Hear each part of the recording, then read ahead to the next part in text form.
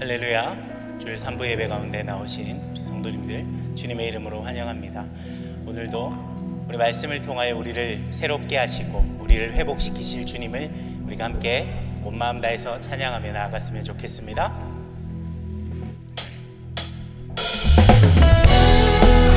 힘차게 손뼉 치시면서 우리를 도우시는 하나님, 우리와 함께 하시는 주님을 우리가 함께 찬양하기를 원합니다.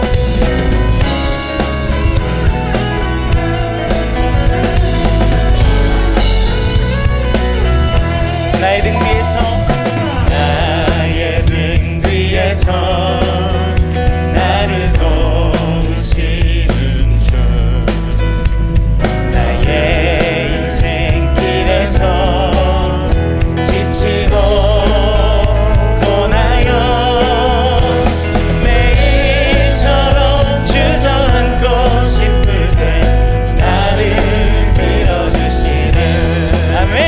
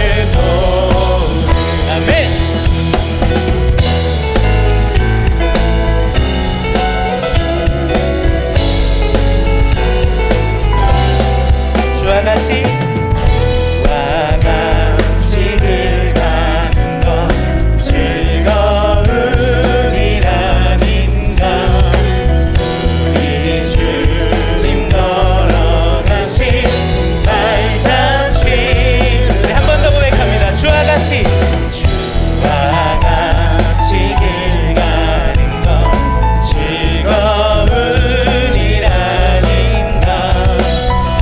우리 주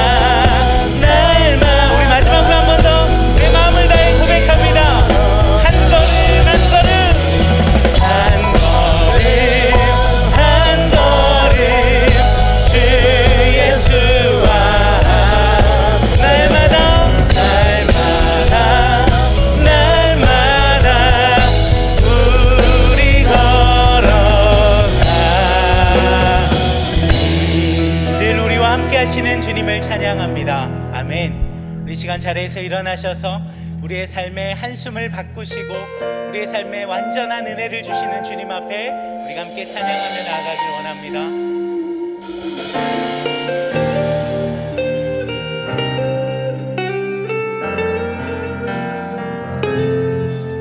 고달픈 삶의 은혜도 무뎌지고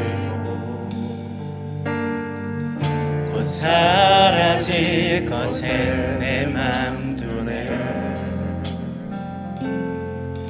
헛되고 헛된 것들을 바라보며 그 은혜를 놓치며 살았네. 주어진 삶을 묵묵히 살아가며 날 붙드신 주 예수를 보내. 사망 가운데 놓여진 나의 삶, 날 건지신 그 이름 예수. 아멘. 나의 한숨을 바꾸셨네. 주를 향한 노래로, 소망의 노래로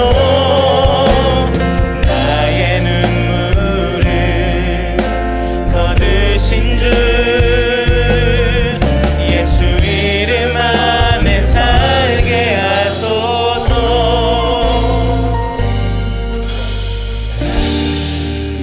주어진 삶을 묵묵히 살아가며 날 붙드신 주 예수를 보내. 사망 가운데 놓여진 나의 삶, 날 건지신 그 이름 예수. 나의 한숨을 바꾸셨네. 주를 향한 노래로, 소망의 노래로 나의 눈물을 거두신 주 예수 이름 안에 살게 하소서. 나의 한숨을 바꾸셨네. 나의 한숨을 바꾸셨네. 주를 향한 노래로, 소망의 노래로 나의 눈물을 거두신 주 예수 이름 안에 살게 하소서. 예수 이름 안에서 소망의 노래로 예수 이름 안에 살게 하소서.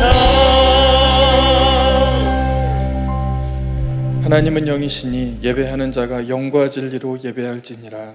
아멘.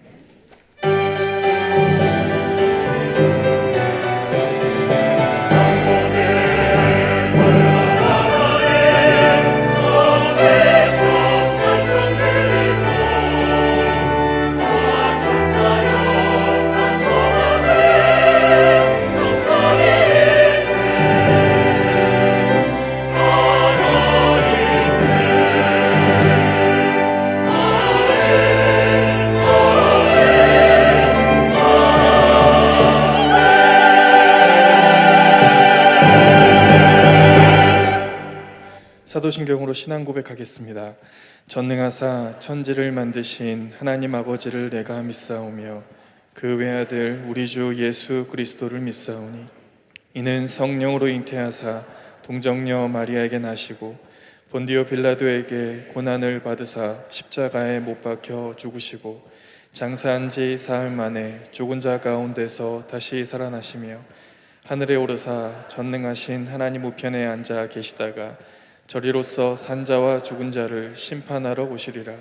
성령을 믿사오며 거룩한 공예와 성도가 서로 교통하는 것과 죄를 사하여 주시는 것과 몸이 다시 사는 것과 영원히 사는 것을 믿사옵나이다. 아멘. 교동문 20번 시편 33편입니다. 너희 의인들아 여호와를 즐거워하라. 찬송은 정직한 자들이 마땅히 할 바로다. 수금으로 여호와께 감사하고 열줄 비파로 찬송할지어다. 새 노래로 그를 노래하며 즐거운 소리로 아름답게 연주할지어다. 여호와의 말씀은 정직하며 그가 행하시는 일을 다 진실하시도다. 그는 공의와 정의를 사랑하시며 세상에는 여호와의 인자하심이 충만하도다. 여호와의 말씀으로 하늘이 지음이 되었으며 그 만상을 그의 입 기운으로 이루었도다. 그가 바닷물을 모아 무더기같이 쌓으시며 깊은 물을 곳간에 두시도다. 온 땅은 여호와를 두려워하며 세상의 모든 거민들은 그를 경외할지어다. 아멘. 자리에 앉으시겠습니다. 찬송가 31장 부르신 후에 홍인식 장로님 예배를 위해 기도해 주시겠습니다.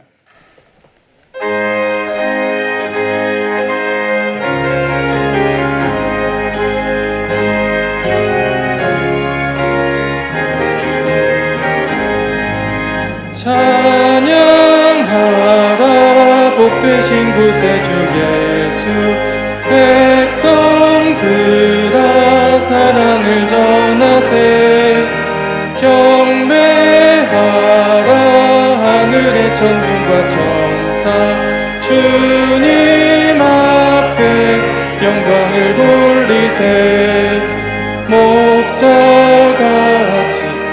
우리를 지키시고 종일 품에 늘 안아주시니 찬양하라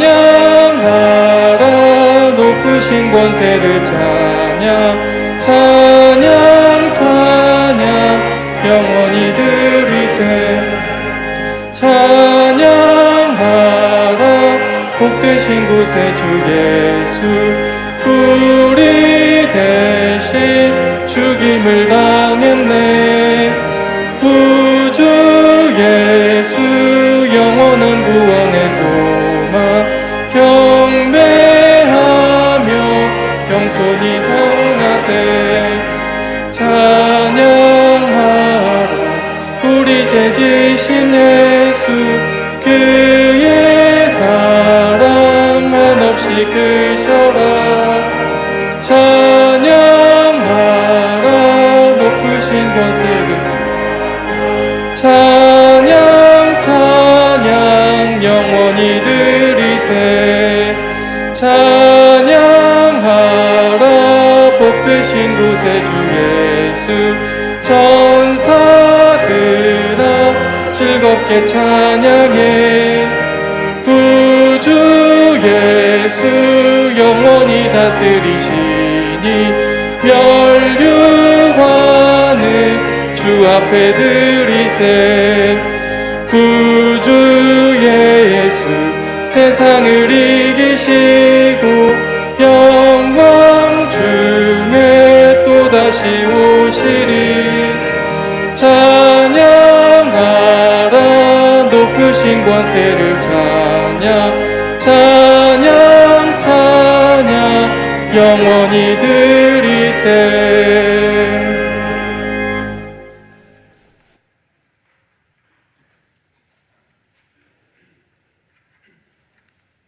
하늘에 계신 우리 아버지 하나님, 주님을 아바 아버지라 부르게 하시고 이 시간 예배의 자리로 인도해 주신 하나님, 온전히 우리 주님만 높이는 귀한 예배 되기를 원합니다. 말씀의 은혜를 받아 하늘에 쌓아둔 소망으로 말미암아 복음의 진리를 따라 살아내는 성도들 되게 하여 주시옵소서. 오늘도 순서에 따라 교회 위의 말씀의 사자로 담임 목사님을 세워주셔서 감사합니다. 영국간에 간근케 하옵소서. 담대히 말씀을 전하시도록 성령님 도와주시옵소서.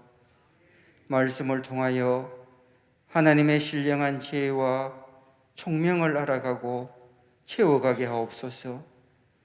그래서 믿음이 자라가는 만큼 주께 합당하게 행하며 선한 일의 열매를 맺게 하시며 하나님을 아는 것에 자라게 하옵소서.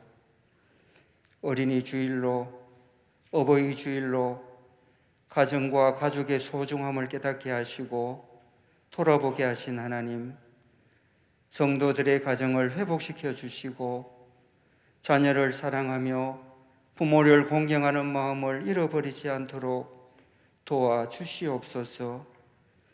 아름다운 내일교회를 헌신적으로 세우시고 지켜내신 믿음의 1세대 어르신들의 참 귀한 믿음을 본받기를 원합니다. 그분들의 헌신과 노고를 기억하시는 하나님, 하나님의 도우심으로 건강한 하루하루를 보내시도록 강건함의 복을 주시옵소서. 교회 설립 46주년 기념성회가 예정되어 있습니다. 교회를 향하신 하나님의 기쁘신 뜻을 알아가고 교회를 위해 함께 기도하는 귀한 성회 되게 하여 주시옵소서. 하나님 사랑합니다. 감사합니다. 한 분 한 분의 감사의 기도와 간절한 소망과 생명을 걸고 기도하는 우리 성도들의 기도를 들어주시옵소서. 상한 갈대 같고 그저가는 등불 같은 절체절명의 심정으로 우리 하나님을 찾는 성도들이 있습니다. 주님 은혜를, 주여 다시 한번 은혜를 주시옵소서. 하나님, 팬데믹 이전으로의 회복을 원합니다. 온 성도가 다 함께 찬양하며 떡을 떼는 예배의 회복을 원합니다. 교회를 향한 성도들의 발걸음도 회복시켜 주시옵소서. 공원 일몰제 정책으로 교회가 주차 공간 문제로 예배가 불편해지고 지역 주민들과 지역 주민들에게 불평과 원망을 드릴까봐 대안을 모색하며 함께 방법을 찾고자 기도하고 있습니다. 우리의 생각보다 더 크고 좋은 것으로 예비해 주실 우리 하나님의 은혜를 기대하며 기도합니다. 찬양으로 섬깁니다. 교사로 섬깁니다. 주차장에서, 주방에서, 외국인 사역으로, 사랑부와 라파부와 다양한 모습으로 섬기시는 섬김을 받아주시고 위로하시며 은혜를 주시옵소서. 이 시간 함께 예배드리는 그리스도 안에서 신실한 저희 성도들에게 하나님의 은혜와 평강이 넘치기를 원하며 예수 그리스도의 이름으로 기도합니다.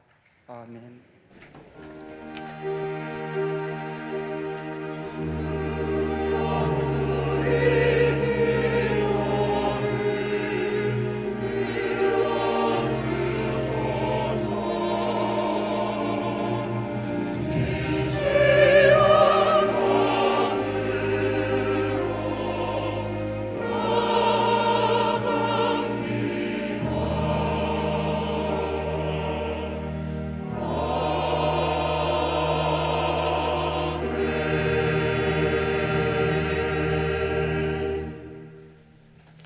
먼저 오늘 우리 교회에 등록하신 우리 세 분의 우리 세 가족을 소개해 드리겠습니다.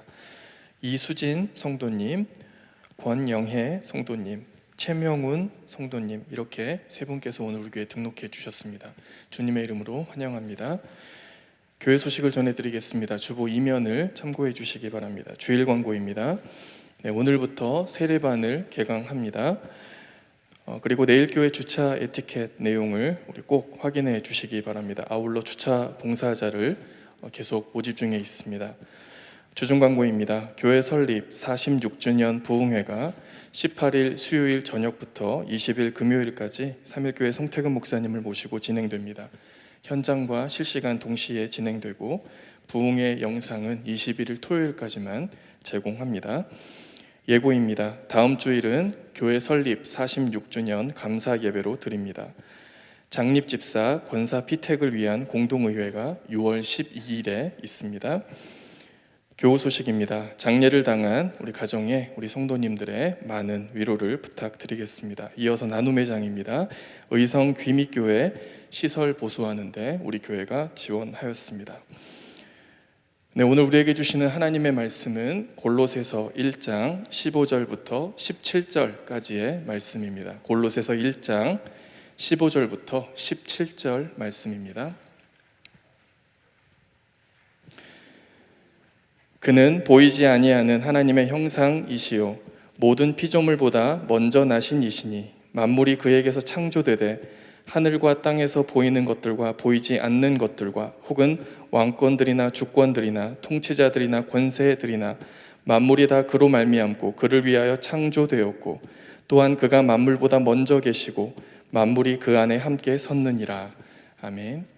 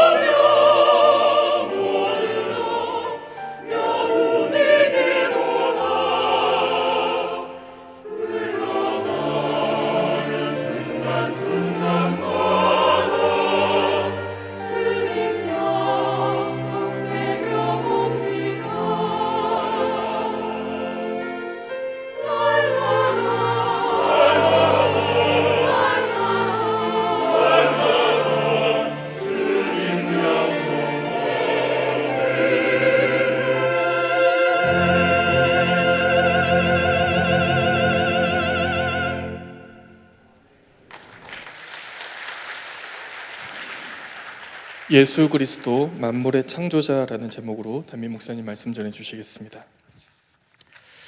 할렐루야.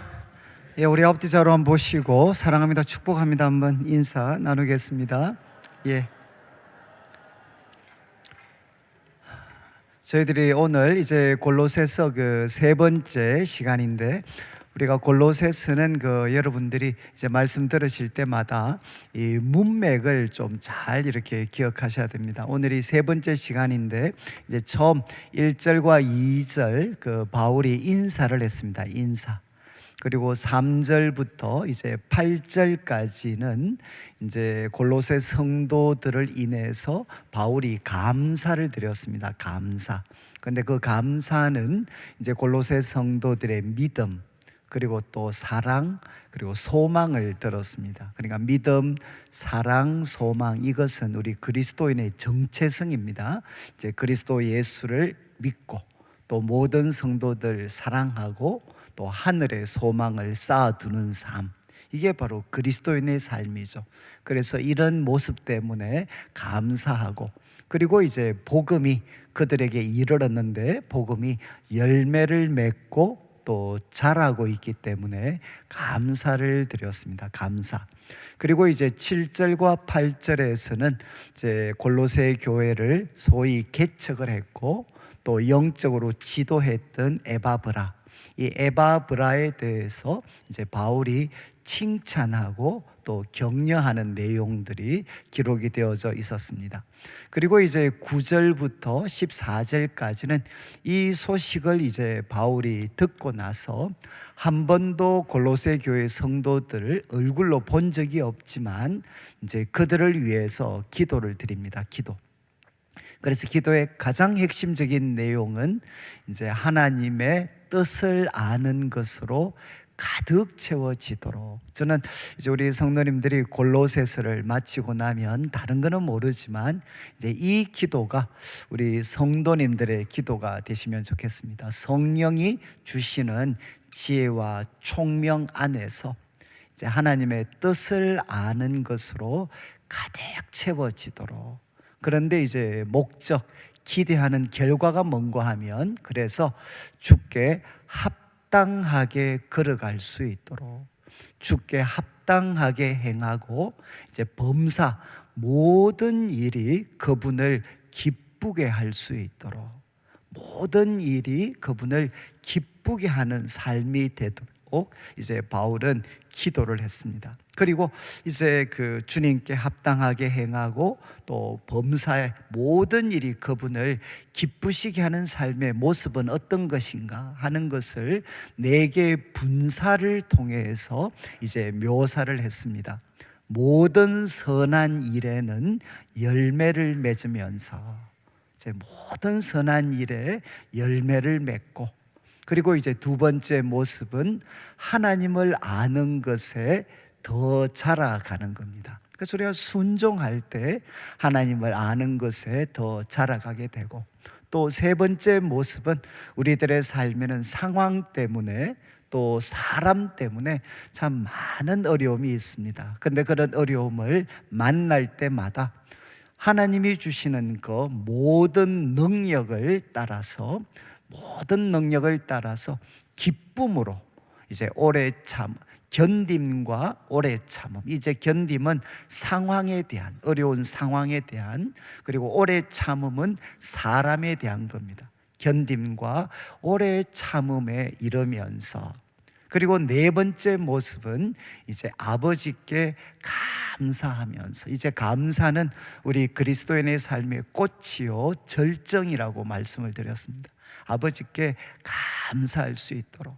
그런데 바울은 이제 12절부터 14절까지를 통해 감사해야 될 3가지 이유를 설명을 했습니다. 이제 아버지께서는 우리들을 이제 빛 가운데 있는 성도의 기업, 그 성도의 기업을 얻을 수 있도록 합당하게 하셨다. 우리에게 자격을 부여해 주셨다.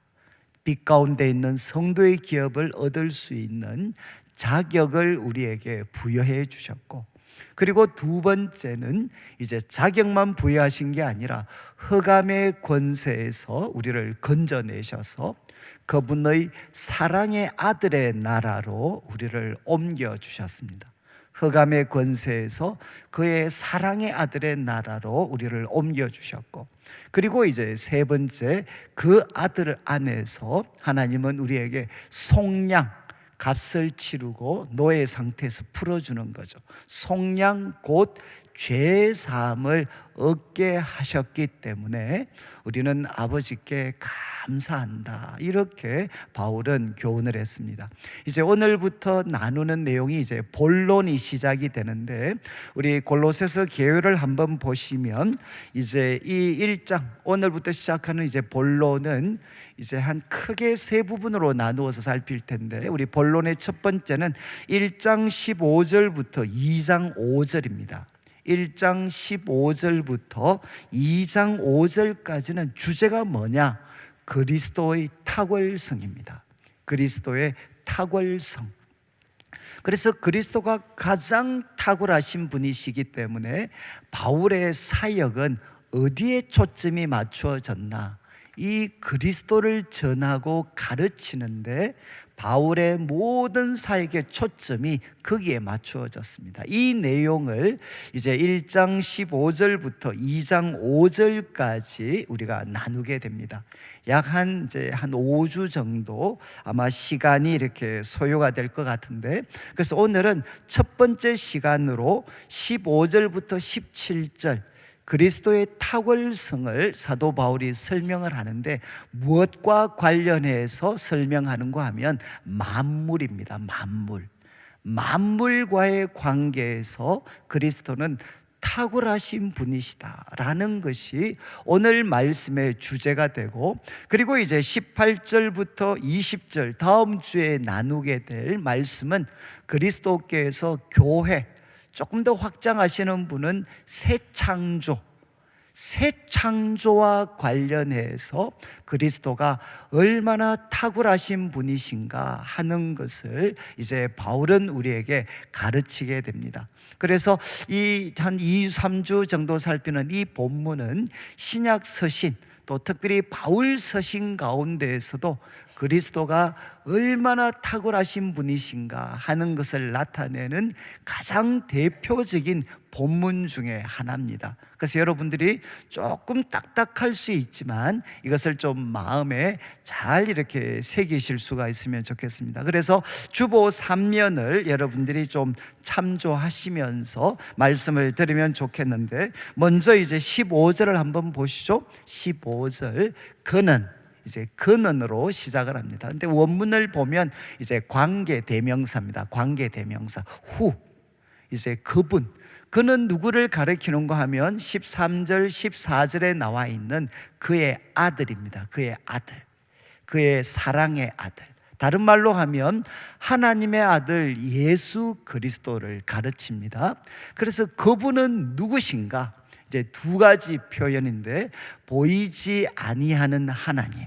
여러분, 하나님은 눈에 보이지 않습니다. 보이지 아니하는 하나님의 형상이다. 이게 첫 번째 가르침입니다. 그리고 두 번째는 뭔가 하면 이제 피조물과 관계에서 모든 피조물보다 먼저 나신 분이시다, 이렇게 바울은 교훈을 합니다.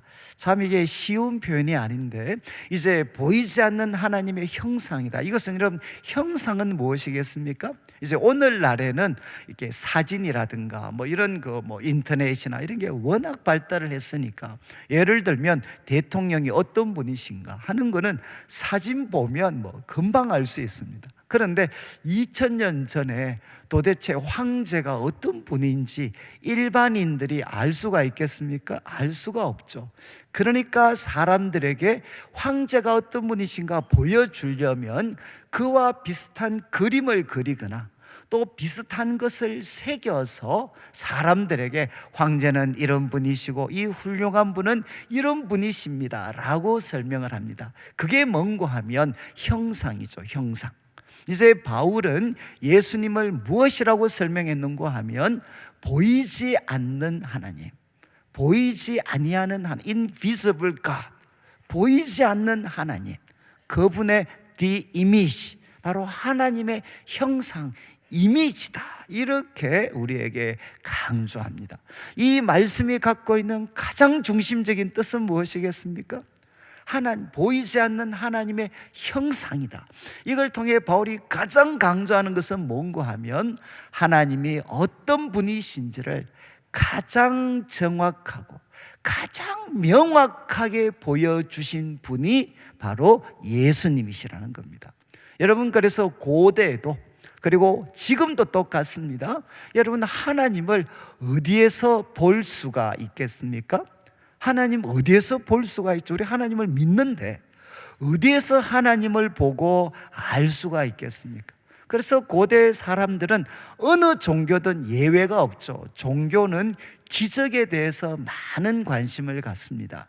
왜 기적에 대해서 관심을 갖겠습니까?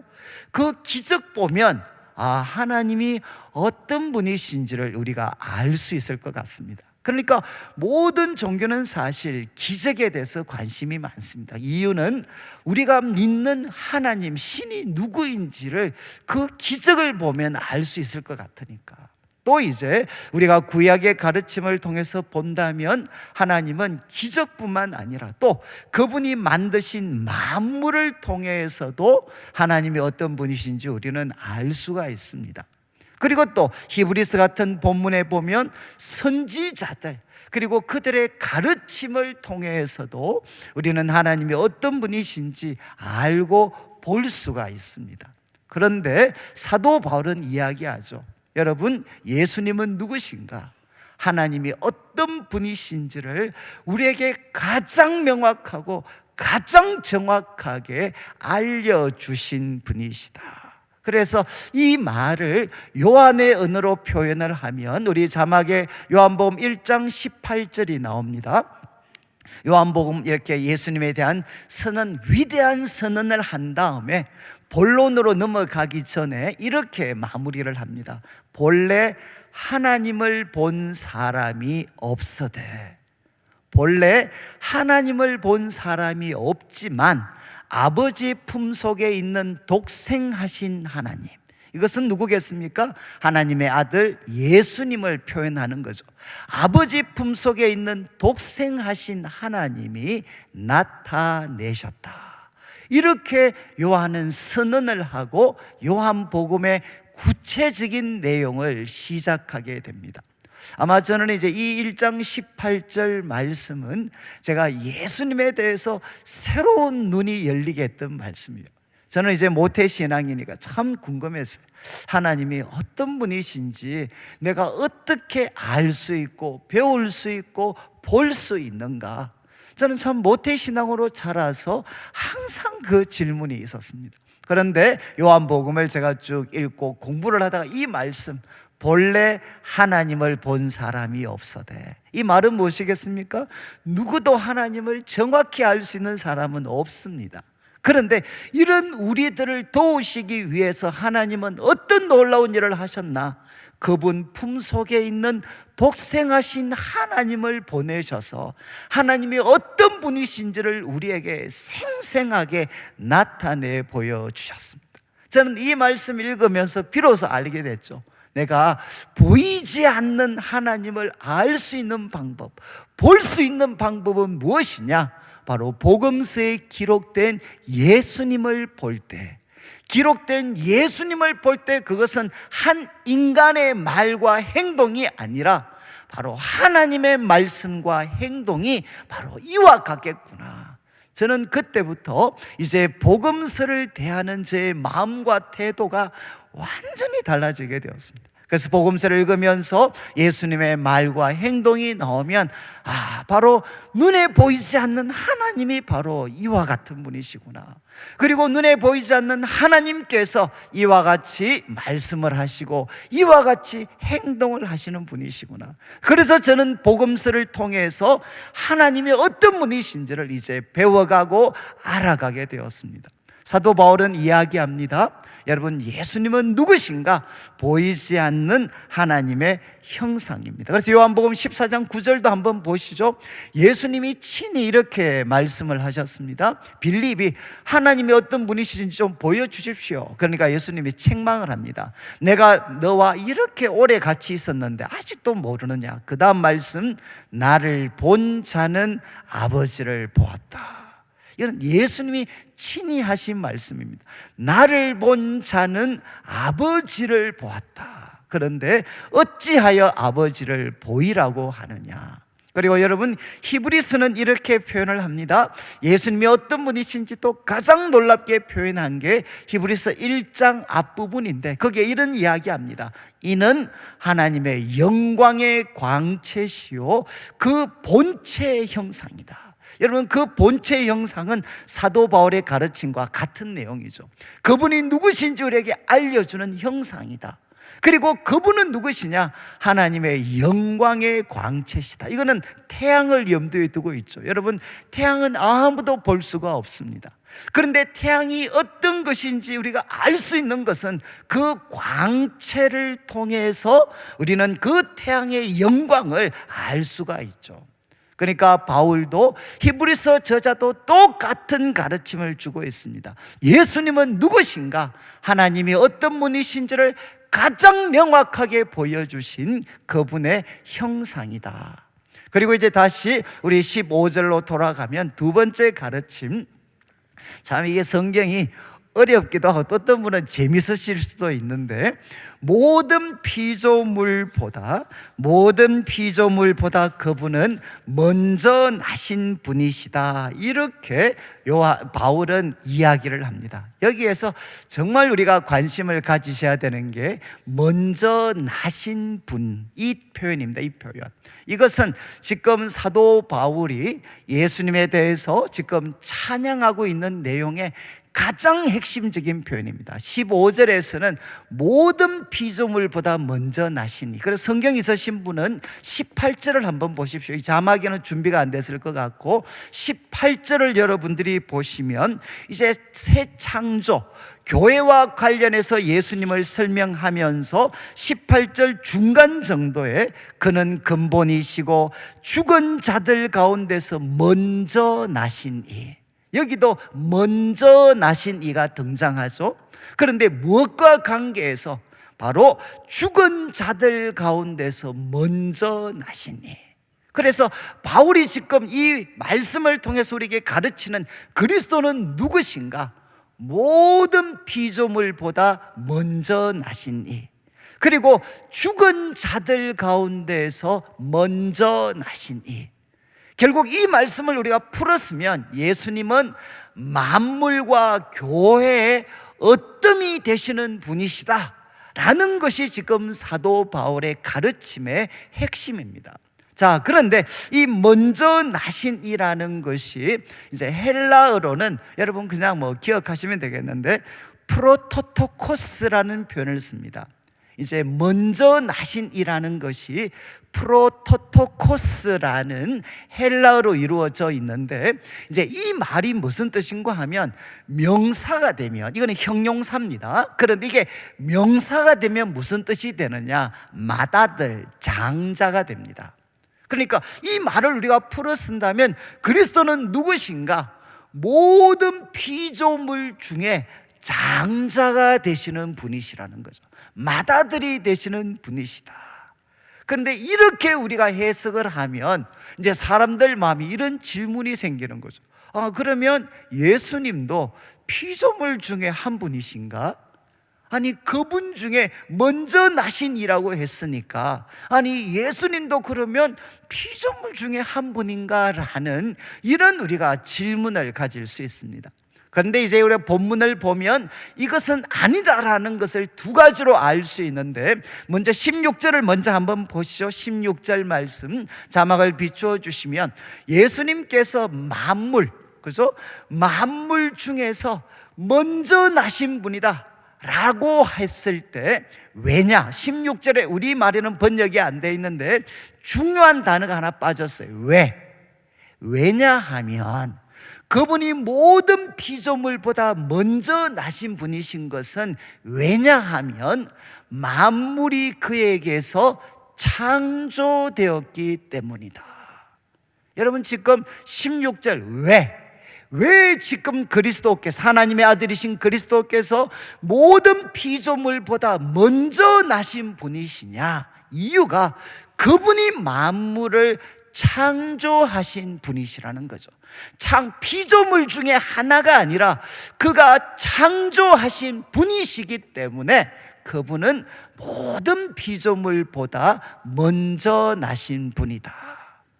그래서 여러분 이제 두 번째, 그러기 때문에 여기 먼저 나신 분이라는 건 뜻이 도대체 무엇인가?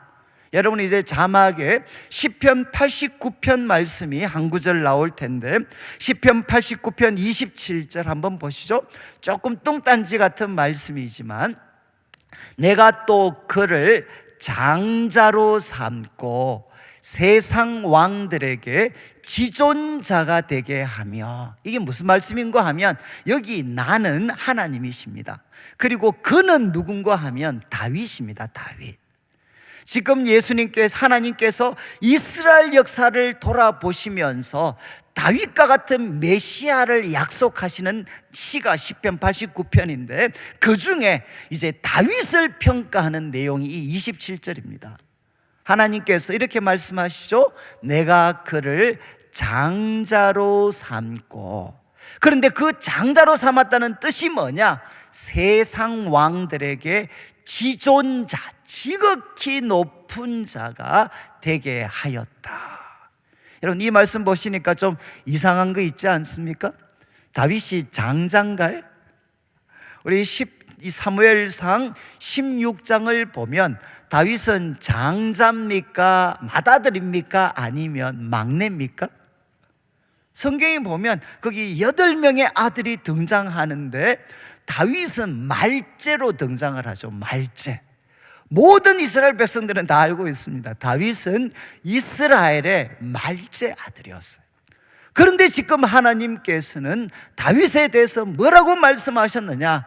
내가 그를 장자로 삼았다. 그 장자는 어떤 뜻인가 하면 세상 왕들에게 지존자가 되게 하였다. 그래서 여러분 고대 사회에서는 이 장자의 특권은 엄청난 것이었죠. 그래서 이것을 시간적인 우선성, 시간적으로 먼저 태어난 아들이라는 뜻도 가질 수 있겠지만 이것이 은유적인 의미로 지위와 서열에 있어서 최고의 위치, 지위와 서열에 있어서 최고의 위치를 차지한다라는 뜻으로 장자가 사용이 될 때도 있습니다. 자, 그러면 오늘 골로새서에서 바울이 모든 피조물보다 먼저 나신 분이라는 것은 시간적인 뜻도 함의할지 모르지만 어디에 해당하겠습니까? 바로 은유적인 뜻이죠. 그분은 지위와 서열에 있어서 누구하고도 비교할 수 없는 탁월성을 가진 분이시다 라는 것이 사도 바울의 가르침입니다.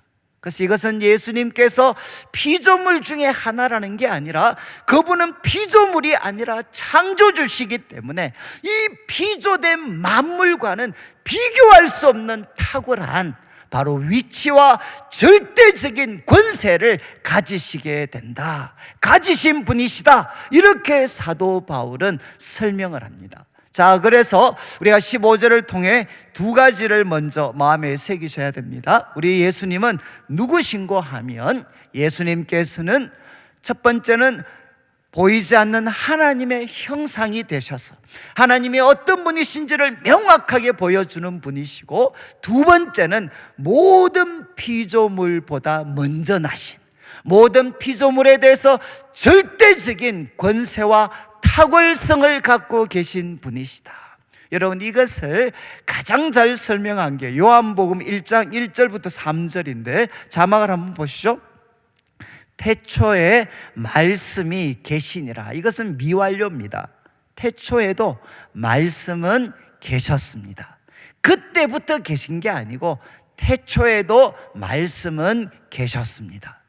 그리고 이 말씀은 하나님과 함께 계셨습니다. 그리고 이 말씀은 곧 하나님이십니다. 그리고 2절을 보시죠. 2절, 그가 태초에 하나님과 함께 계셨고, 3절 말씀, 그분이 만물이 그로 말미암아 지은 바 되었는데 지은 것은 하나도 그가 없이 된 것이 없다. 여러분, 바로 하나님의 아들 예수 그리스도는 누구시냐? 피조물 중에 한 분이 아니시고 태초에도 그분은 계셨고 아버지와 함께 계셨고 그분이 만물을 만드신 하나님이시다 라고 성경은 가르치고 있습니다. 자, 이렇게 두 가지 가르치신 다음에 이제 16절과 17절은 창조와 그리스도의 관계에 대해서 설명을 하는데, 제가 우리 성도님들의 이해를 돕기 위해서 창조와 그리스도의 관계는 무엇이고 그리고 창조된 내용물은 무엇인가 하는 것을 우리 주보 3년 문제지 보시면 2번과 3번으로 구분을 했습니다. 2번과 3번. 자, 이제 이 2번 문제를 보시면서 첫 번째 중심이라고 제가 표현을 했죠. 창조의 그분은 중심이 되신 분이시다. 다시 16절 자막을 한번 비추어 주시면 16절에 잘 한번 보십시오. 만물이 그에게서 창조되되, 그에게서 창조되되. 여러분, 이거는 영어로 하면 in him입니다. in him, 그분 안에서. 만물은 그분 안에서 창조되어졌다. in him. 그런데 여러분, 바울 서신에 있어서, 이건 모든 신약학자가 동의하는 바울의 서신에 있어서 가장 특징적인 표현, 바울 서신에서 가장 특징적인 표현 중에 하나는 무엇이냐? 그리스도 안에서라는 표현입니다. 그리스도 안에서. 그 안에서. 만물은 그분 안에서 창조되었다. 한마디로 하면 모든 것은 그분을 중심으로 해서 창조되었다는 겁니다. 자, 그 다음에 이제 이어지는 16절 후반부 보시죠. 제일 마지막을 보시면 또 두 가지가 등장합니다. 만물은 다 그로 말미암아 창조되었다. 이것이 이제 헬라어로 하면 디아입니다. 디아. 이제 대부분 영어 번역은 무엇으로 번역을 했느냐? by him 아니면 through him. 바로 그분을 통해서 만물은 창조되어졌다는 것입니다. 그래서 제가 문제의 실행이라고 했죠. 창조를 그분이 실행에 옮기셨다는 겁니다. 그런데 이제 우리 여러분들이 성경은 그렇게 만만한 책이 아닙니다. 수천 년 세월 동안 기록된 것이기 때문에 표현 하나하나가 다 과거에 이 뿌리들을 다 두고 있어요. 여러분이 이제 만물이 그분을 통해서 그분으로 말미암아 창조되었다. 이 성경학자들은 이 표현은 무엇과 좀 염두에 두고 있느냐? 우리 자막에 먼저 잠언 8장 말씀 8장 22절 23절 한번 보시면, 여러분이 이제 저를 먼저 보셔야 돼요. 구약에서 하나님이 천지를 창조하셨다, 만물을 창조하셨다고 할 때 자주 등장하는 표현 중에 하나가 뭔가 하면 하나님은 지혜로 만물을 창조하셨습니다. 여러분, 구약을 나중에 시편이라든가 선지서를 보면 하나님의 천지 창조를 묘사할 때 그분은 지혜로 만물을 지으셨습니다 라는 표현이 자주 등장을 해요. 여러분, 하나님께서 어떻게 이 세상을 만드셨겠습니까? 이 코스모스를 만드셨겠습니까? 그분의 지혜로 만드셨어요.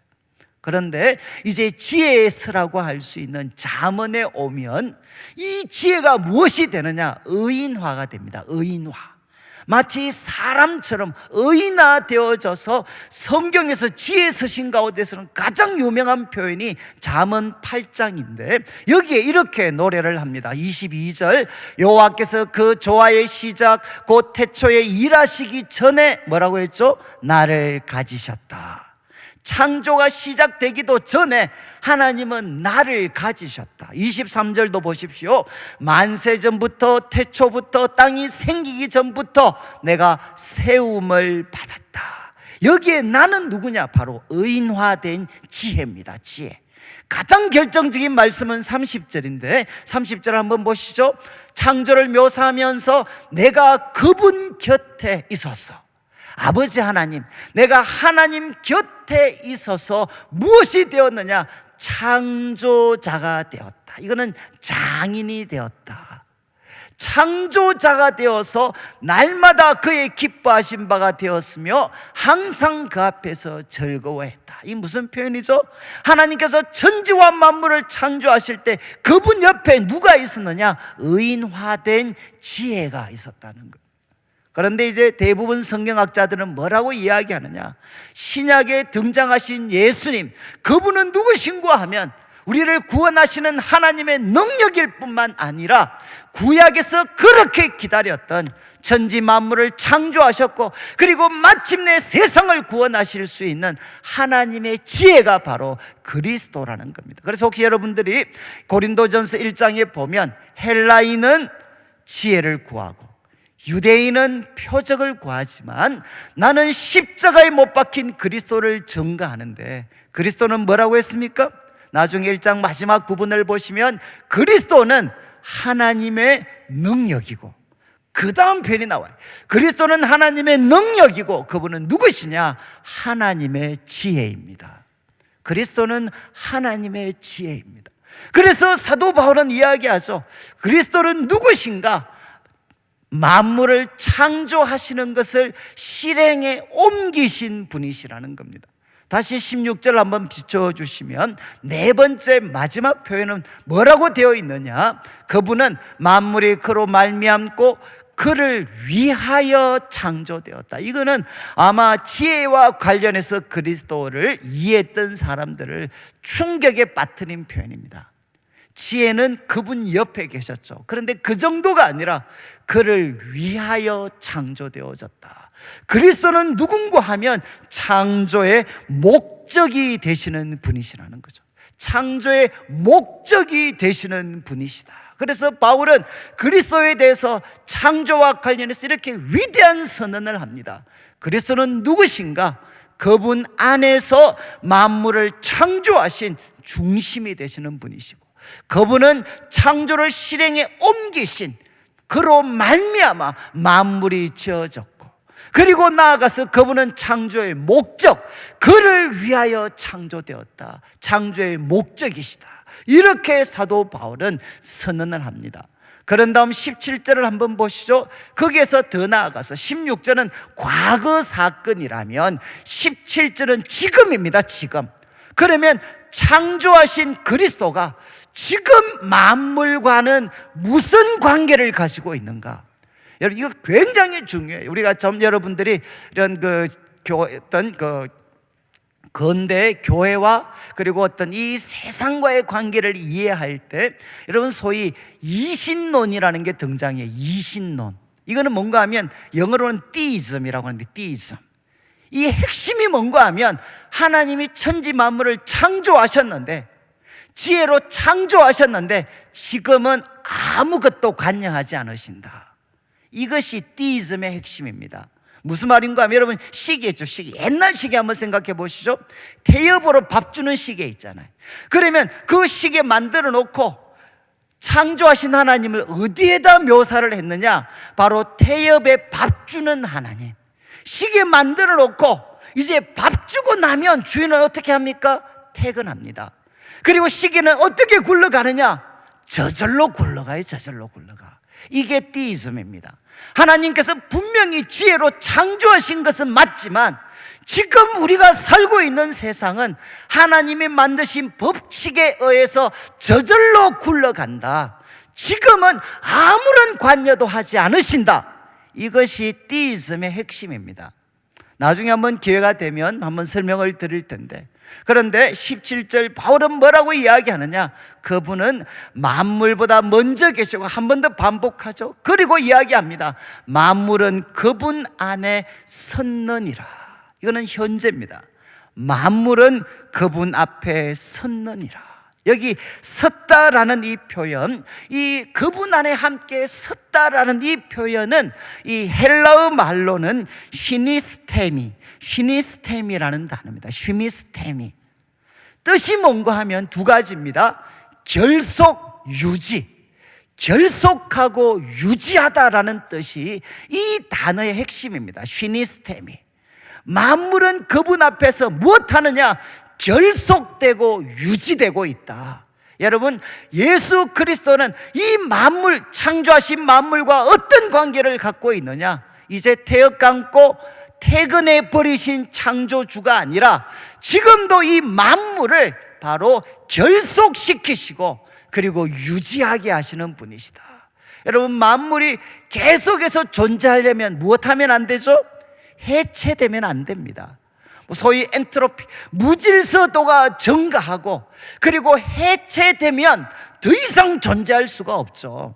그런데 바울은 이야기합니다. 창조주 그리스도는 무슨 일을 하시느냐? 바로 이 창조한 모든 만물을 지금도 결속시키시는 분이시다. 그래서 여전히 존재하게 하시는 분이 그분이시다. 이렇게 사도 바울은 설명을 합니다.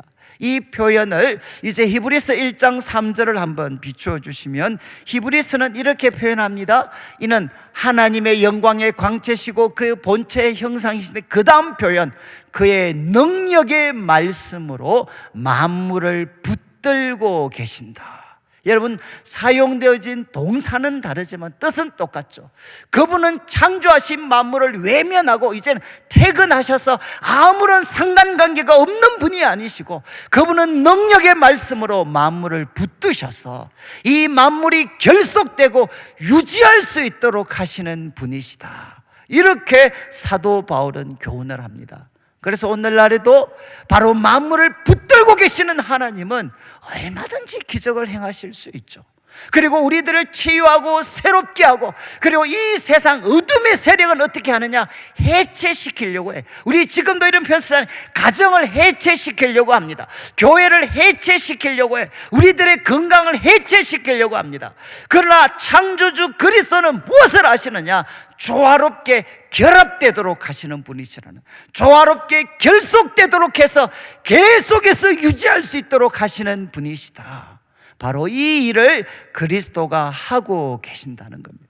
저는 우리 성도님들, 바울이 우리에게 도전을 했습니다. 왜 그분이 만물보다 가장 탁월한 위치를 가지신 분이신가? 그분은 창조하셨습니다. 창조의 시작이, 창조의 중심이 되셨고, 창조를 실행에 옮기신 시작이 되셨고, 목적, 끝이 되셨고, 바로 지금도 결속시키시고 유지하게 하시는 분이시다.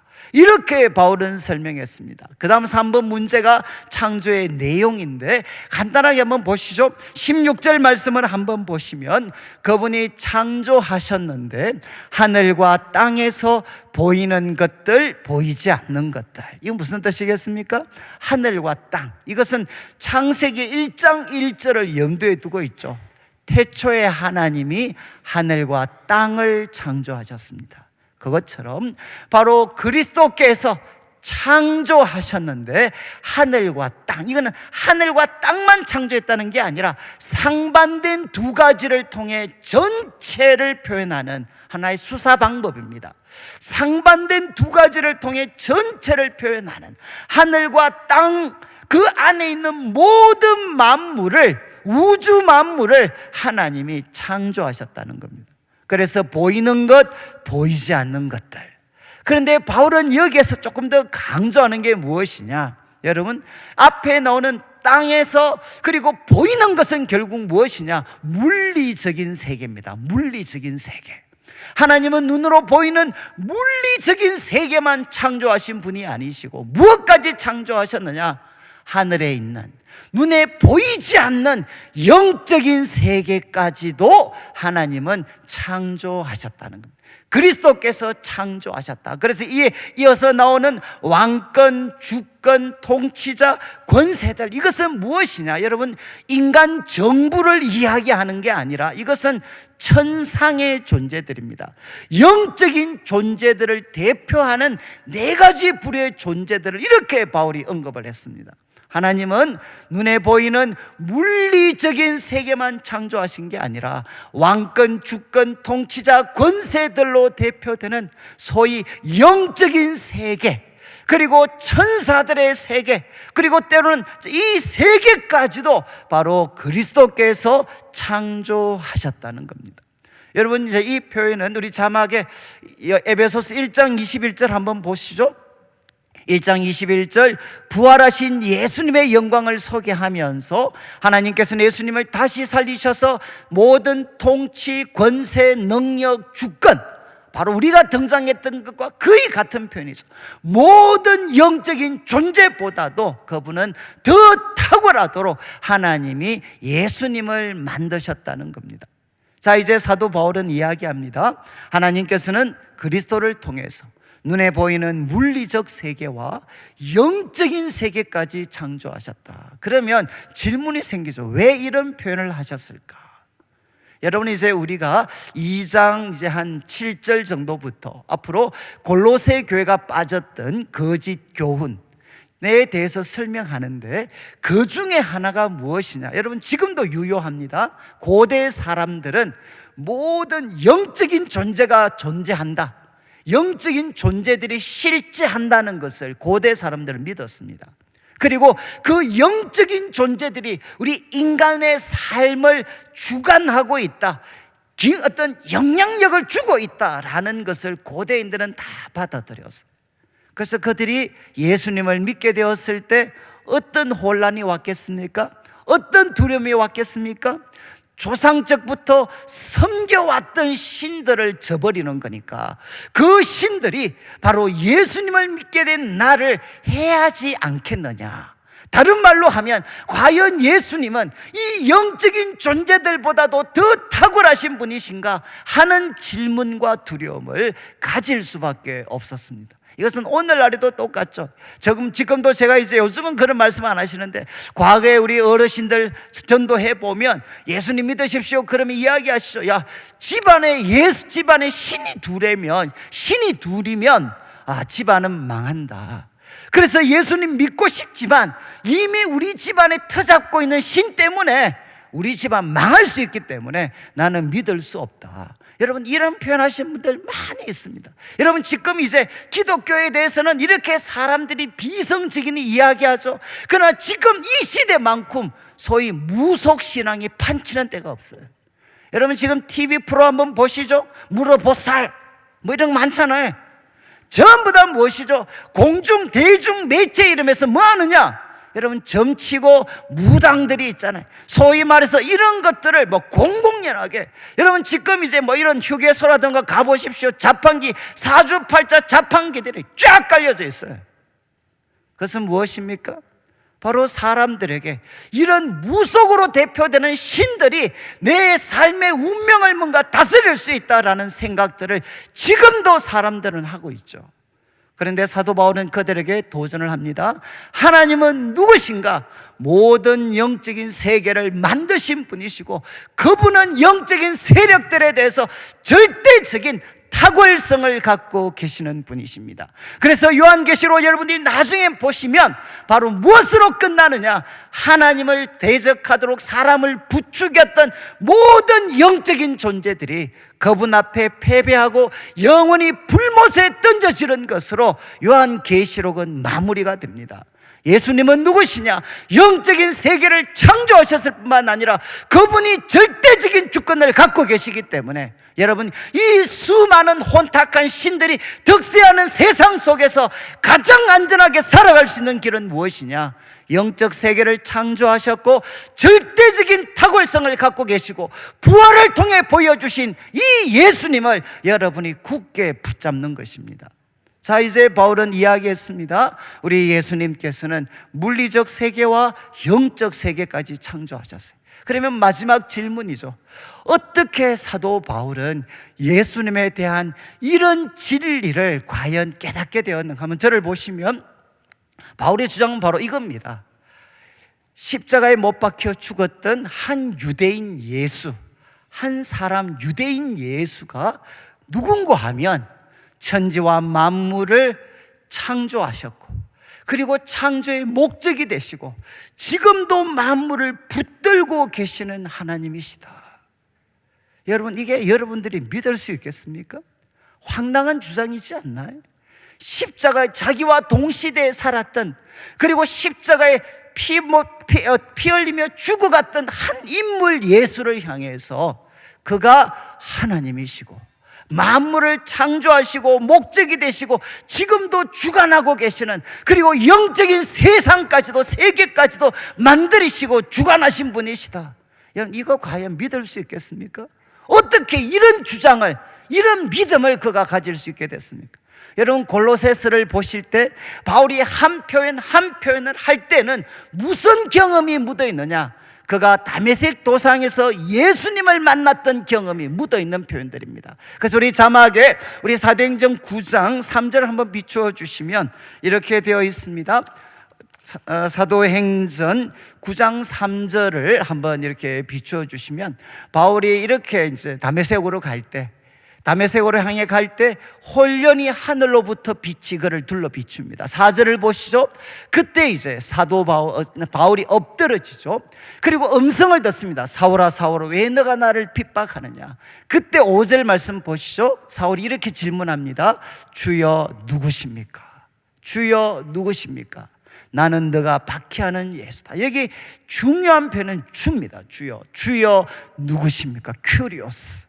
이 신약에서 가장 중요한 단어 큐리오스. 주여 누구십니까?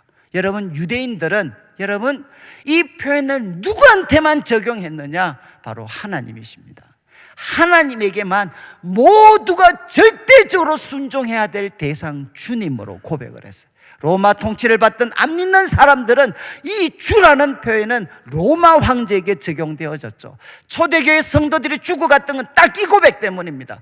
로마 황제가 큐리오스가 아니라 예수 그리스도가 큐리오스입니다. 이 고백 때문에 그들은 사자의 밥이 되었어요. 여러분, 지금 사도가 이야기하죠. 주여 누구십니까? 자기에게 찾아오신 분은 조상적부터 섬겼던 하나님이 자기를 찾아오셨다는 것을 그는 알았습니다. 그래서 질문했죠. 주여 누구십니까? 나는 너가 박해하는 예수다. 이때 사도 바울은 무엇을 깨닫게 되었느냐? 십자가에 못 박혀 죽었던 한 인간 예수가 바로 그가 조상적부터 섬겼던 하나님이시라는 것을 그는 깨닫게 됩니다. 그래서 갈라디아서 1장 11절 12절을 보시죠. 바울은 이 사건을 후세 사람들에게 설명하면서, 형제들아 내가 알게 하는데 내가 전한 복음은 사람의 뜻을 따라 된 게 아니고, 12절 보시죠. 사람에게 받은 것도 배운 것도 아니고 주 예수 그리스도의 계시로 말미암은 것이다. 계시는 감추인 것을 드러내는 겁니다. 예수님께서 찾아오셔서 감추인 것을 드러내셨기 때문에 바로 이 복음, 예수 그리스도에 대한 이 진리를 깨닫게 되었다는 거죠. 사랑하는 성도님들, 아마 오늘 말씀드리면서 야 웃기는 소리 하고 있네 이런 분들이 계실지 모르겠어요. 그것은 바로 바울도 청년 시절에 그런 태도를 가졌지만, 그가 예수님을 만나고 그리고 예수의 영이신 성령님이 찾아오시게 되면 십자가에 못 박혀 죽었던 인간 예수가 누구시냐? 바로 만물을 창조하셨고 창조의 목적이 되셨고 영적인 세계까지 창조하신 만물의 창조주, 유지자, 구원자 되시는 분이심을 여러분도 깨달으실 수가 있습니다. 저는 우리 성도들이 이 말씀을 통해 우리 예수님께서 바로 보이지 않는 하나님의 형상이고 만물의 창조주가 되시고 유지자가 되시고 바로 이분이 우리를 붙들고 계시는 것을 우리 성도들이 기쁘게 믿으셔서 정말 이제는 하나님을 섬기는 것이 기쁨이 되고 하나님을 섬기는 것이 감격과 두려움이 될 수 있는 모든 주의 백성들 되시기를 주님의 이름으로 축원합니다. 우리 같이 한번 찬양을 드리겠는데, 찬송가 64장 기뻐하며 경배하세, 같이 한번 찬양 드리겠습니다.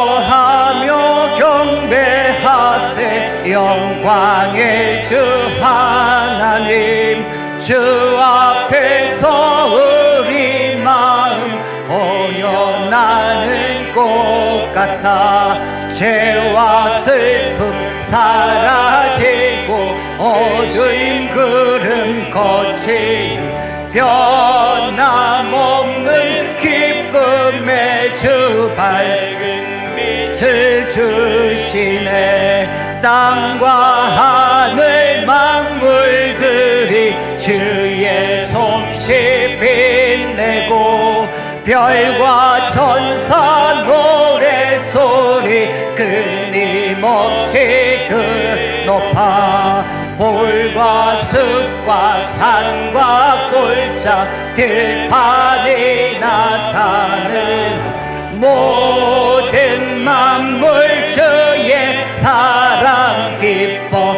찬양. 우리 박수면서 하겠습니다. 3절 우리 주는 사랑이요 복의 근원이시니 삶이 기쁜 샘이 되어 바다처럼 넘치네. 아버지의 사랑 안에 우리 모두 형제니 서로 사랑하게 도와주시옵소서. 새벽별의 노래 따라 힘찬 찬송 부르니 주의 사랑 줄이 되어 한합되게 하시네. 노래하며 행진하여 싸움에서 이기고 승천가를 높이 불러 주께 영광 돌리세.